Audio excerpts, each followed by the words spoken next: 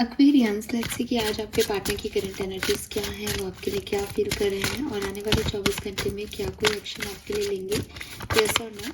सो एक timeless collective energy check in है। जब भी आप इस रीडिंग से जुड़ेंगे इसमें कोई ना कोई मैसेज आपको आपके पर्सन का ज़रूर मिलेगा। लेट्स सी कुंभ राशि की हमें क्या मैसेज आपके लिए मिलते हैं। सबसे पहले देखते हैं आपके पार्टनर की करंट एनर्जी क्या है। We have aloneness, number 9, awareness, beautiful, number 8 and number 9। ये ऐसे होना चाहिए। चेंज, क्लियरली आपके पर्सन की स्पिरिचुअल अवेकनिंग हो रही है इस समय। उनकी थॉट प्रोसेस में, उनके परसेप्शन में, उनकी सोच में बहुत बदलाव आ रहे हैं। ऐसा लगता है जैसे इस पर्सन को किसी चीज़ का रियलाइजेशन हुआ है, किसी चीज़ की अवेयरनेस मिली है। स्पिरिचुअल अवेकनिंग अगर आप लोगों ने कभी जाना हो इसके बारे में, तो ये बेसिकली वो टाइम ड्यूरेशन होता है इंसान की ज़िंदगी का, जब जिस तरीके से वो आज तक जीता आया है, जिस तरीके से उसकी सोच रही है, वो चीज़ें, वो थॉट प्रोसेस चेंज होता है बिकॉज उसने लाइफ में काफ़ी एक्सपीरियंस किया होता है। सो ऐसा लगता है जैसे आपके पर्सन की अपब्रिंगिंग किसी और तरीके की थी। ये बिल्कुल ऐसा ही है जैसे एक शेर था। उस शेर के बच्चे को बचपन से भेड़ों के साथ पाला गया, तो उसको लगता था कि वो भेड़ है। फिर एक दिन जब उसने एक दूसरे शेर को पानी दहाड़ते हुए देखा और खुद के रिफ्लेक्शन को पानी में देखा कि मैं भी वैसा ही दिखता हूँ, मैं भेड़ों की तरह नहीं दिखता, मैं उसकी तरह दिखता हूँ जो दहाड़ता है, तो उसने भी बहुत लाउडली दहाड़ा। तब उसे पता चला कि वो तो राजा है, वो तो शेर है और वो अब तक भेड़ों की तरह रहता आ रहा था। ऐसा ही कुछ आपके पार्टनर के साथ हो रहा है कि वो कुछ और बन के रह रहे थे, जी रहे थे, सोच भी उनकी वैसी ही थी क्योंकि वो ऐसे एटमॉस्फेयर में थे। बट कोई ना कोई चेंज इनकी लाइफ में आया है जिसकी वजह से इनकी अवेयरनेस जो है वो बढ़ी है खुद को लेके, और ये हर्मिट मोड में है इस समय भी। वो उस चेंज को देख रहे हैं और आगे बढ़ रहे हैं। अगर मैं लव एंड रिलेशनशिप्स की सोच के बारे में बात करूँ तो डेफिनेटली प्यार को लेकर के, आपको लेकर के जो ये सोचा करते थे, जैसे ये बिहेव करते थे, बहुत कुछ बदल गया है।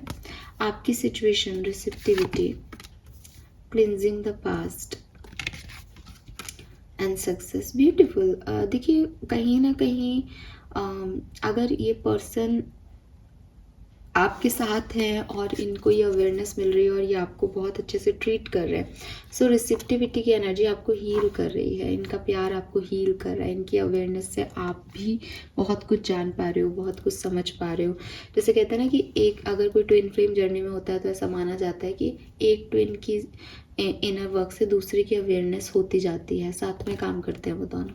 आपकी कहानी में भी ऐसा ही लग रहा है कि ये तो अपनी परिस्थितियों से एक्सपीरियंस करके कुछ सोच समझ के आगे बढ़ रहे हैं। आप भी अपने पास्ट की वजह से थोड़े से स्टक हो, बट चीज़ों को अब आप रिसीव करना सीख रहे हो, आगे बढ़ना सीख रहे हो, और वो शायद कहीं ना कहीं सामने वाले की एनर्जी आपके साथ आ रही है। तो अगेन दो चीज़ें हो सकती है, या तो आप दोनों साथ में हो, इस पर्सन से मिले हो, इस पर्सन की स्पिरिचुअल अवेकनिंग हो चुकी है तो ये आपको भी जो है शेयर कर रहे हैं अपने थॉट, और आपकी भी एक इनर वर्क कंप्लीट हो रहा है, आप भी एक सही डायरेक्शन में आगे बढ़ रहे हो। अगर आप लोग साथ में नहीं हो तो इस पर्सन को डेफिनेटली आपके बारे में चेंज जो है वो फील हो रहा है, इनके थॉट प्रोसेस बदल रहे हैं आपको लेकर के, और आप कभी कभी पास्ट को याद करते हो लेकिन स्टिल आप सक्सेस की तरफ आगे बढ़ रहे हो। ये सक्सेस ये भी हो सकती है कि आप इसको लेट गो कर रहे हो पर्सन को, इसीलिए उनकी अवेयरनेस बढ़ रही है। क्योंकि जब तक हम एक दूसरे को चेस करते रहते हैं तब तक इनर वर्क कंप्लीट नहीं होता, ठीक है। तो लेट गो करने के बाद ही चीज़ें समझ में आती है, क्योंकि कोई चीज़ की वैल्यू तभी आएगी ना जब वो चीज़ वैल्यू नहीं है अब आपकी लाइफ में। तो ऐसा कुछ भी हो सकता है। लेट्स सी अगले 24 घंटे में इस पर्सन की फीलिंग्स आपके लिए क्या होंगी, आपके पार्टनर जिसके बारे में आप सोच रहे हैं। Very good. देखो एक्वेरियस, इस पर्सन को अगर आपसे प्यार का एहसास नहीं था, अगले 24 घंटे में इस पर्सन को डेफिनेटली आपसे बहुत सारे प्यार का एहसास होने वाला है। इनकी इंटेंसिटी प्यार की इतनी बढ़ जाएगी कि ये चाहेंगे कि इस साइकिल को कंप्लीट करो, आपकी तरफ आओ, आपको बताओ, और आपको जो आप डिजर्व करते हो वैसा प्यार दो।